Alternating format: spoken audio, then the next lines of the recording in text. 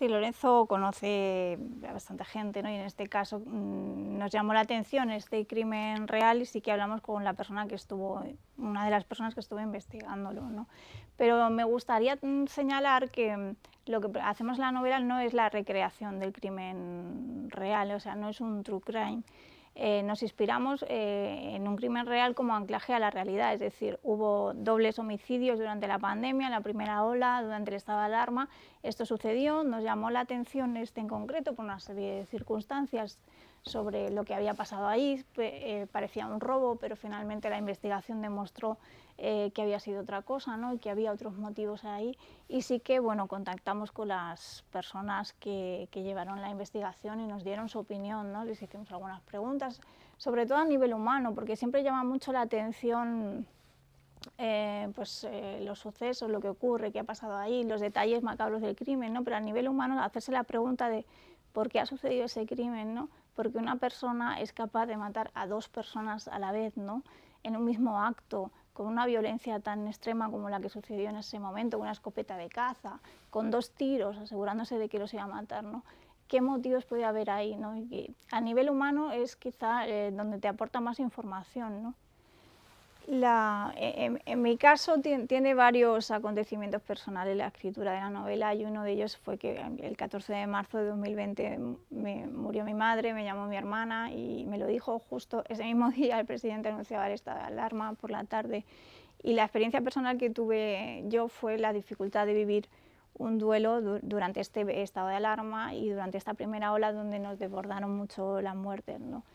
Y el vivir el duelo en esas condiciones para mí fue muy extraño. Era algo muy antinatural. Y bueno, de alguna forma yo hice la reflexión de que lo que me había pasado a mí, mi circunstancia personal, le habían pasado a muchos hijos. Hemos tenido muchísimas muertes durante la pandemia, muchos hijos se han quedado sin padres, algunos padres se han quedado sin hijos. Es decir, hemos vivido un proceso de muerte colectiva durante 2 años y especialmente duro durante la primera ola. Quizá hay otra razón también que, bueno, aparte de esa vocación de reflejar la realidad, desde la primera novela nos hemos intentado acercar a cuestiones relevantes, ¿no? En la primera novela se hablaba de una cuestión que yo creo que sigue siendo tristemente muy relevante en nuestra sociedad, que es la explotación sexual de personas, fundamentalmente mujeres, pero no solo mujeres. Y bueno, pues estábamos dándole vueltas a cuál podía ser la segunda historia y llegó la pandemia, llegó el confinamiento, Noemí tuvo este acontecimiento personal y muy poquito tiempo después, pues hablando con alguno de nuestros amigos que se dedican a labores policiales, nos llegó la historia de este homicidio doble en medio del confinamiento y todo empezó como a cuajar para decir, aquí tenemos una historia que va a ser la siguiente de Manuela. Pues mira, a mí me llamó la atención cuando hicimos las primeras entrevistas que siempre nos preguntaban si no nos habíamos planteado olvidarnos de la pandemia, es decir, contar la doble investigación del crimen pero sin el contexto de la pandemia.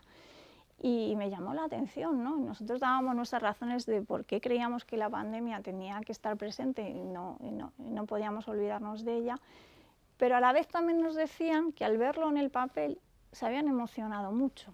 Es decir, todo eso que hemos vivido todos, cada uno tiene su pequeña historia o su pequeño conjunto de historias sobre lo que ha vivido durante la pandemia, eso lo sabe cada uno, pero seguro que las tiene, ¿no? Y verlas reflejadas al papel en un momento todavía tan cercano, cuando todavía estamos intentando salir de ella, pues muchos nos decían que se habían emocionado, ¿no? Hay quien te dice, pues la novela está bien, pero yo no tenía ganas de leer sobre la pandemia. Sí, también. Eso lo he visto por ahí en algún comentario, ¿no?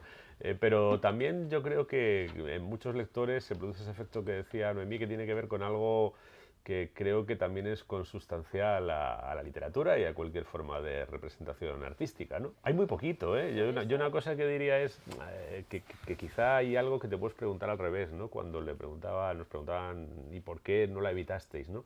¿Y por qué evitarla? Es decir, ¿cómo no hablar del elefante de tamaño king size que está en la habitación todo el tiempo, ¿no? La idea es continuar, sí. Yo, como te he dicho antes, mi referente, al menos el mío, son El matrimonio sueco de Sheva y Valo. Ellos escribieron 10 novelas, una al año, entre 1965 y 1975. Nosotros, por temas de agenda y el proyecto individual de cada uno, no podemos escribir una novela al año, es imposible. Pero sí que me gustaría, en honor a ellos, que fueron 10, que pudiéramos hacer 10 una cada 2 años. Sí es verdad que las cuatro manos siempre dice, ¿y cómo se hace? ¿Y qué hace cada uno? Es decir, hay una visión como de la autoría, ¿no? Muy vinculada a la teoría del genio, que siempre es algo individual, ¿no? Y escribir a cuatro manos implica un trabajo cooperativo, implica pactar, implica renunciar a veces a tu individualidad para dejar espacio a la del otro, ¿no? Es una negociación permanente, ¿no? Y sí es verdad que hay autores, de hecho, que escriben libros a cuatro manos y adoptan un seudónimo único para que no se vea que son dos personas. Hay varios casos internacionalmente, ¿no? Incluso dentro de la novela criminal, o sea que cierto prejuicio sí que hay, ¿no?